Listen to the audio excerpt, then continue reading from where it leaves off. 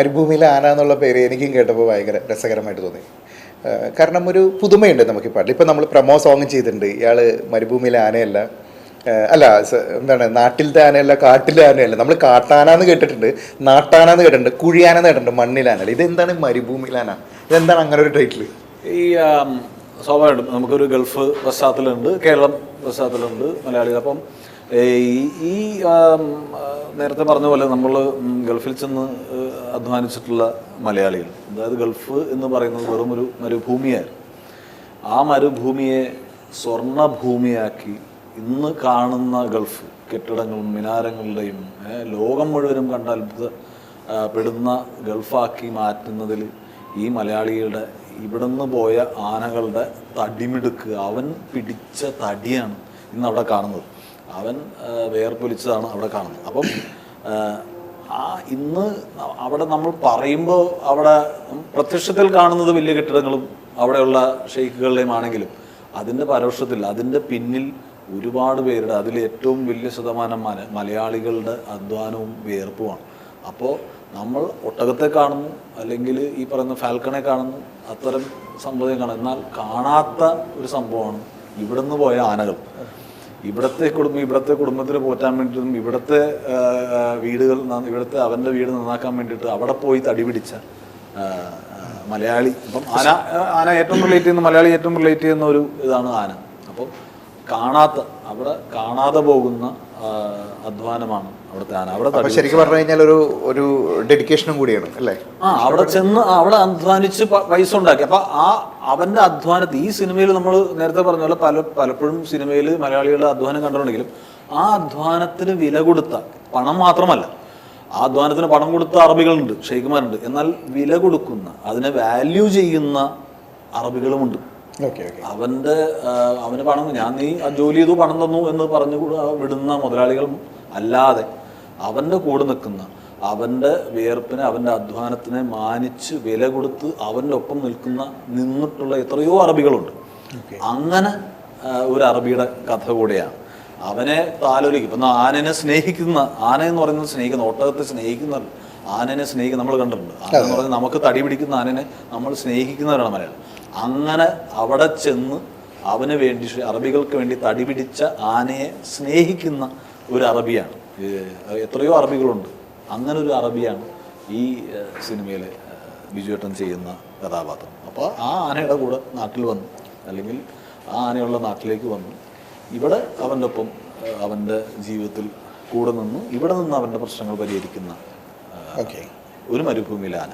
ഒരു മരുഭൂമിയിൽ ഇപ്പോൾ നമ്മുടെ ബിജുവേട്ടൻ ഇപ്പോൾ അറബി വേഷത്തിൽ വരുന്നു. അതുപോലെ തന്നെ പുതിയ തലമുറയിലെ ഏറ്റവും പ്രോമിസിങ് ആയിട്ടുള്ള, അല്ലെങ്കിൽ ഏറ്റവും കൂടുതൽ ആരാധകരോ അല്ലെങ്കിൽ ഓഡിയൻസിനെ തിയേറ്ററിൽ എത്തിക്കാൻ പറ്റുന്ന ഒരു വലിയ ഘടകമാണ് ഇപ്പോൾ കിച്ചു, ബാലു പോലത്തെ ഒരു യങ്സ്റ്റേഴ്സിൻ്റെ, ഹരീഷ്, അങ്ങനെയുള്ള ഒരു പുതിയ തലമുറയിലെ ഒരു ഗ്രൂപ്പ് എന്ന് പറയുന്നത്. വെച്ചാൽ അവരെ ഭയങ്കര ഇഷ്ടമാണ് ഇപ്പോൾ ജനങ്ങൾക്ക്. അപ്പോൾ ആ ഒരു ടീമിലേക്ക് ഇതെങ്ങനെയാണ്, നമ്മുടെ ഇപ്പോൾ ഒരു കാസ്റ്റിംഗ് ടീമിലേക്ക് എങ്ങനെയാണ് ആ ഒരു മാനദണ്ഡം? ഈ റോമൻസ് എന്ന സിനിമ ചെയ്ത് നിൽക്കുകയായിരുന്നു ബിജുവേട്ടൻ്റെ ഒപ്പം. അപ്പോൾ അറബി എന്നൊരു ക്യാരക്ടർ വന്നപ്പം റോമൻസിൽ ലോഹ ഇടിയിപ്പിച്ച് ബിജുവേട്ടനെ കൊണ്ട്, ആ ലോഹയുടെ കൂടെ ഒരു തലപ്പാവും കൂടെ കെട്ടിക്കഴിഞ്ഞാൽ എങ്ങനെയിരിക്കും എന്ന് വളരെ സിമ്പിളായിട്ട് നമുക്ക് മനസ്സിൽ കാണാൻ പറ്റി. അപ്പം ബിജുവേട്ടൻ ഒരു നാച്ചുറൽ ചോയ്സ് ആയിരുന്നു. എല്ലാം ക്യാരക്ടർ ഡ്രിവണായിരുന്നു കേട്ടോ. ഈ ക്യാരക്ടർ ഏറ്റവും അനുയോജ്യമായിട്ട് ചെയ്യാൻ പറ്റുന്ന, ഈ പറഞ്ഞ പോലെ തൊലിവെളുപ്പും ഇല്ലെങ്കിൽ പോലും, തൊലിവെളുപ്പില്ലാത്ത എത്രയോ അറബികളുണ്ട് ഗൾഫിൽ. അപ്പോൾ മനസ്സിൽ ഒരുപാട് നന്മയുള്ള, കാണാൻ അത്ര ഭയങ്കര തൊലിവെളുപ്പുള്ള ഒരു അറബി അല്ലെങ്കിലും അങ്ങനെ ഒരു അറബിയുടെ കഥാപാത്രമാണ് ഏറ്റവും അനുയോജ്യമായ വരുന്നത്. അപ്പം പിന്നെ ഈ പറയുന്ന പോലെ അവിടെ ചെന്ന് കഷ്ടപ്പെട്ട് നമ്മൾ നേരത്തെ ഈ നാട്ടിലെ പ്രശ്നങ്ങൾ പരിഹരിക്കാൻ വേണ്ടിയിട്ട്, നാട്ടിലെ കുടുംബത്തിൻ്റെ പ്രശ്നങ്ങൾ പരിഹരിക്കാൻ വേണ്ടി ഗൾഫിൽ പോകുന്ന മലയാളികൾക്ക് ഒരു ബേസിക് ഇന്നസെൻസ് ഉണ്ട്.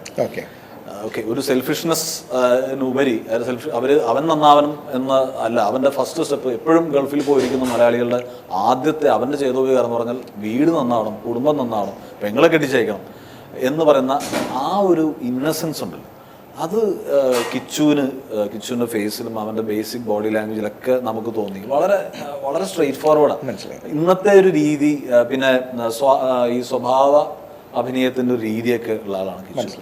ഈ കിച്ചുവിൻ്റെ അത്രക്കും നന്മയും ഉള്ളൊന്നും അല്ലാത്ത അല്പസ്വല്പം തരികടയുള്ള ഒരു കൂട്ടുകാരൻ എന്ന് ആലോചിക്കുമ്പോഴത്തേക്കും വളരെ ആ സ്പേസിലേക്ക് ഈസി ആയിട്ട് ഫിറ്റ് ചെയ്യുന്നതാണ് ബാലു.